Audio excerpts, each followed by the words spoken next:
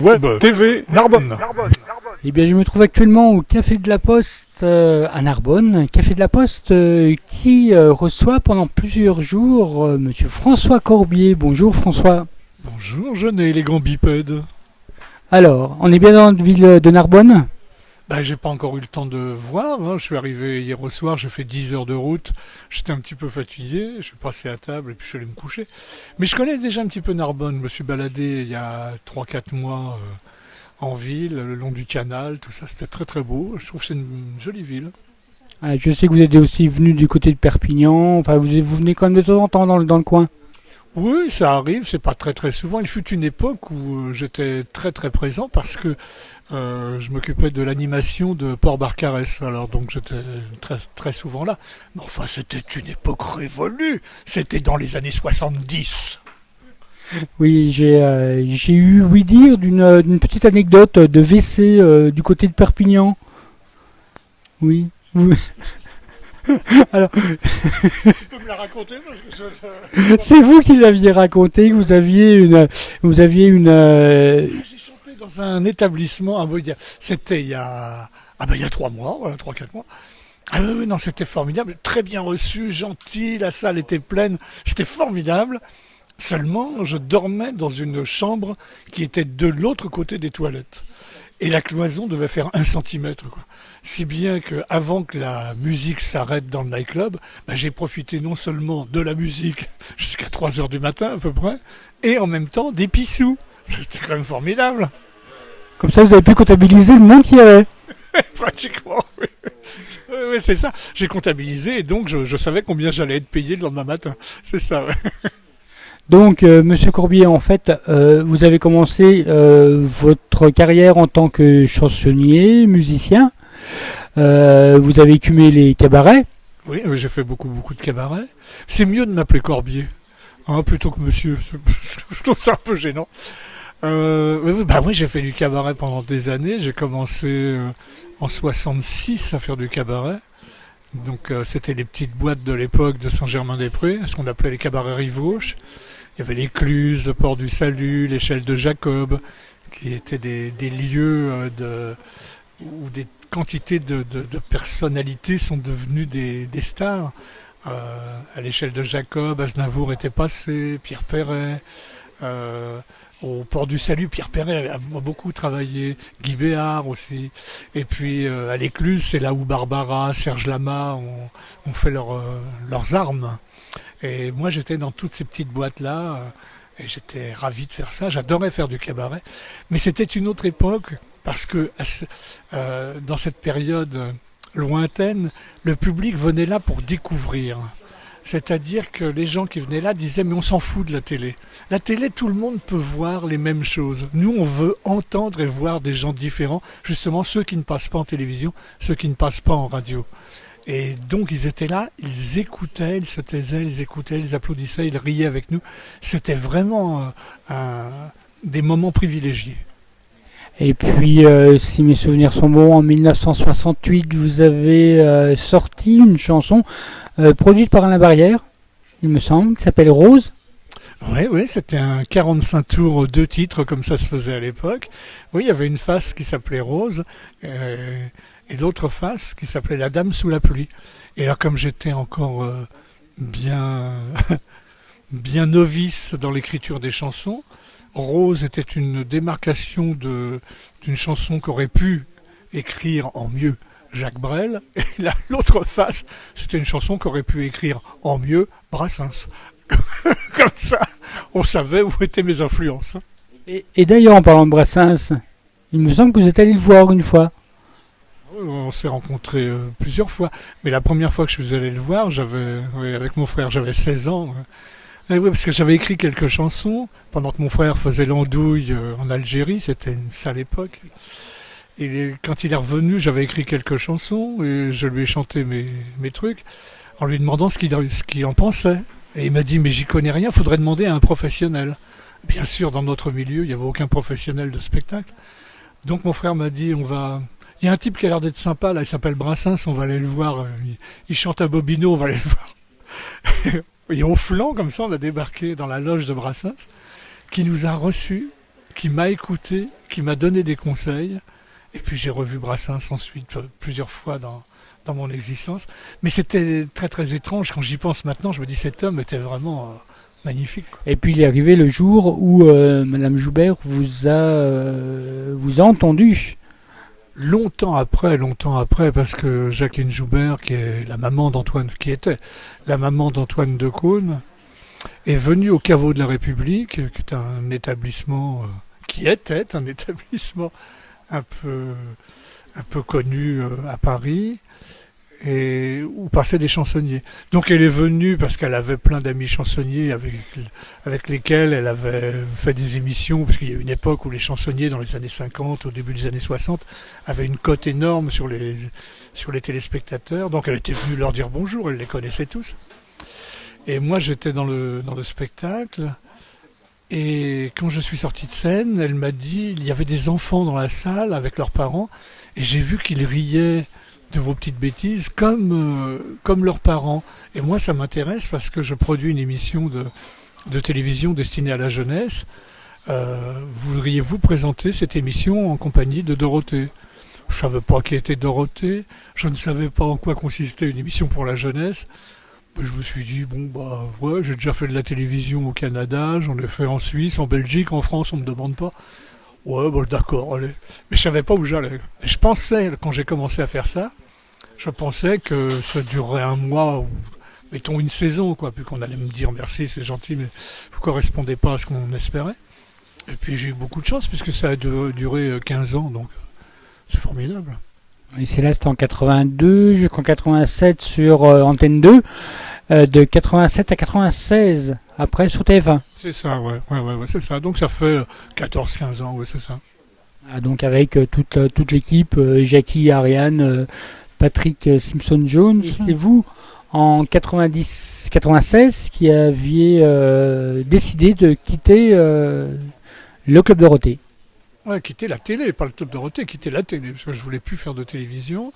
Je veux bien être invité à la télévision pour chanter une chanson, pour raconter une ânerie, ou bon, ça je veux bien. Mais être en permanence dans une émission de télévision, je pense que c'est pas bien. Je me sentais plus à l'aise, quoi. J'en avais assez, je fatiguais, j'avais l'impression de répéter en boucle tout le temps les mêmes bêtises, et ça n'allait plus. Donc j'ai préféré quitter. Mes copains m'ont pas fait la tête. La preuve, c'est qu'ils m'ont rappelé pour faire les dernières émissions avec eux. Mais j'ai quitté et persuadé que j'allais faire autre chose. Et non, j'ai pas fait autre chose. J'étais vraiment mal. Personne ne m'a appelé. Ça a duré des mois. Et la descente aux enfers, comme on dit, pendant plus de 3 ans à peu près. Hein. Oui, c'est ça. Ouais, pendant 3-4 ans, ouais. Ça a été extrêmement dur. Personne ne m'appelait. Le téléphone ne vibrait pas de courrier, pas de gens qui venaient me voir en me disant Corbier, on aimerait que vous jouiez dans une pièce ou dans une dramatique ou au cinéma, ou est-ce que vous avez fait de nouvelles chansons, est-ce qu'on peut les entendre? Rien, je n'intéressais vraiment personne. Et ça me confortait dans cette idée que j'avais bien fait de quitter la télévision puisque on ne me connaissait pas. Tu vois ce que je veux dire? C'est que dans mon esprit, c'était on ne me connaît pas, c'est pour ça qu'on ne vient pas me chercher. Et donc j'ai bien fait de quitter cette télé qui ne me satisfaisait pas. Et ce n'est que tout à fait récemment, depuis mettons 3-4 ans, que je me suis aperçu que les gens me connaissent, se souviennent de moi et m'aimaient bien à la télé. Mais j'en avais strictement aucune preuve tant que j'étais à la télé. Et donc vous êtes remis, heureusement, à l'écriture. Oui, c'est ça. Je me suis mis à casser des murs chez moi pour agrandir un petit peu. Et au fur et à mesure que je cassais, vous savez, quand on a un travail manuel à faire, l'esprit peut gambader. Et j'avais des vers qui me venaient, des trucs, des idées de chansons. Alors de temps en temps, je posais la masse et puis j'allais écrire les petits machins. Et c'est comme ça qu'au bout de peu de temps, je me suis remis à écrire des chansons. Je pense que si je m'étais assis devant ma guitare et une feuille de papier, ça ne serait pas venu aussi facilement. Mais là, l'esprit vagabondait, les choses venaient, puis ça me faisait rire, alors j'écrivais ce qui me venait. Et Corbier, on le connaît également comme fervent défenseur de la chanson flash. Chanson flash d'ailleurs qui a été un peu introduite par le père d'Éric Serra, c'est ça? C'est ça, c'est Claude Serra qui a inventé le mot. Le mot chanson flash vient de lui.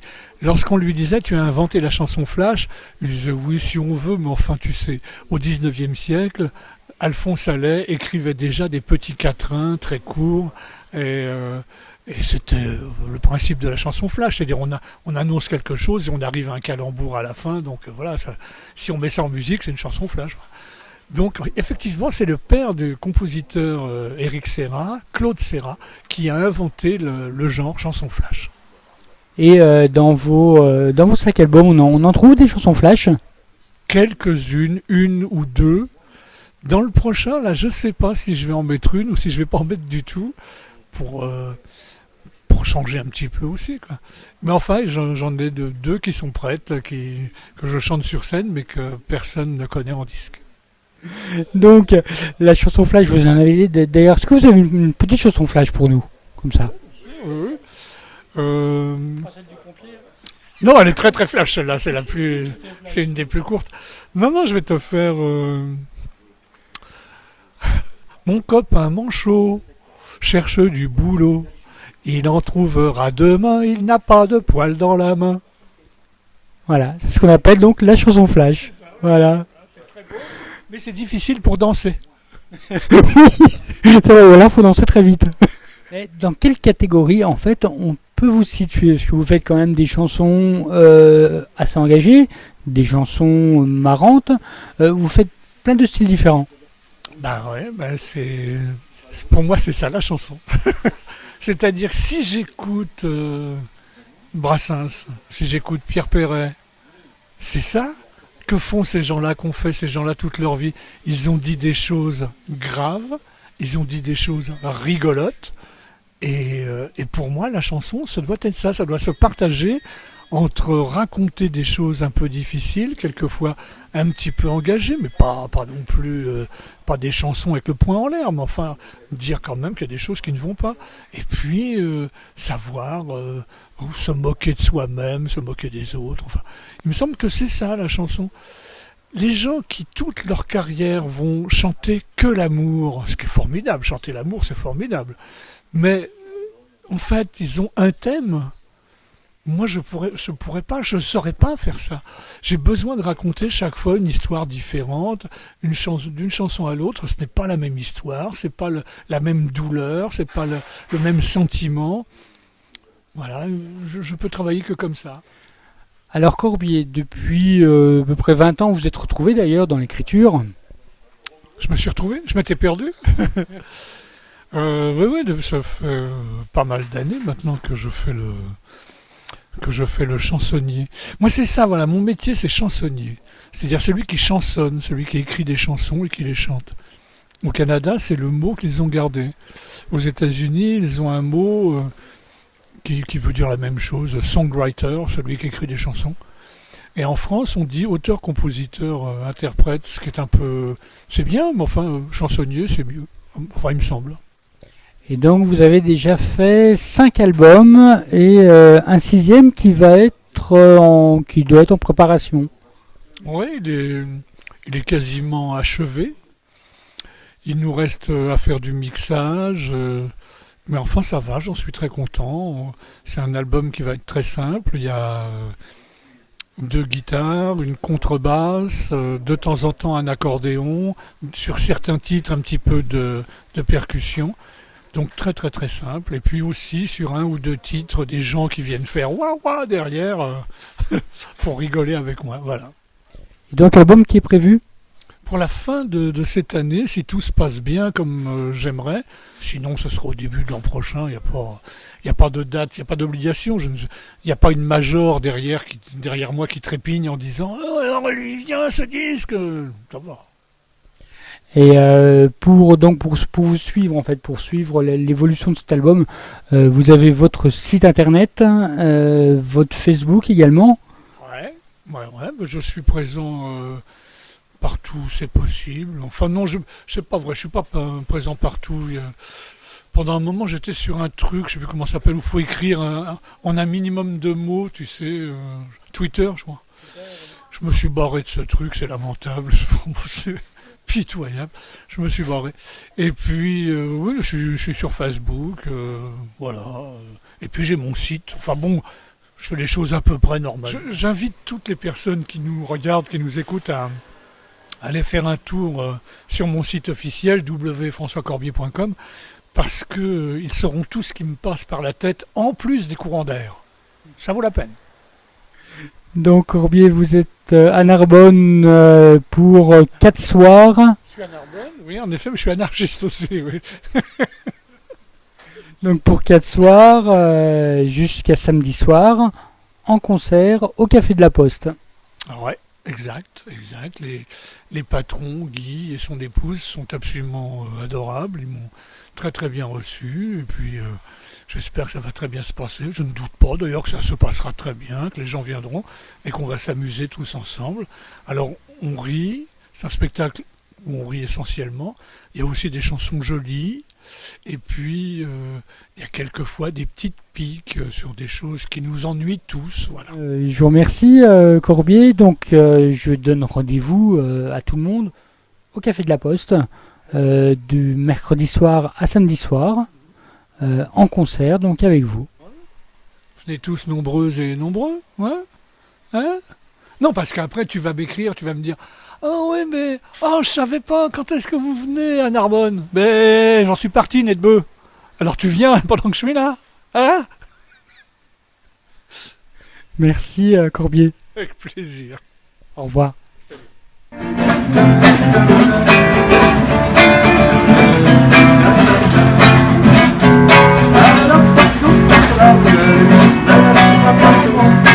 Thérèse épouse ce beau de la nouvelle.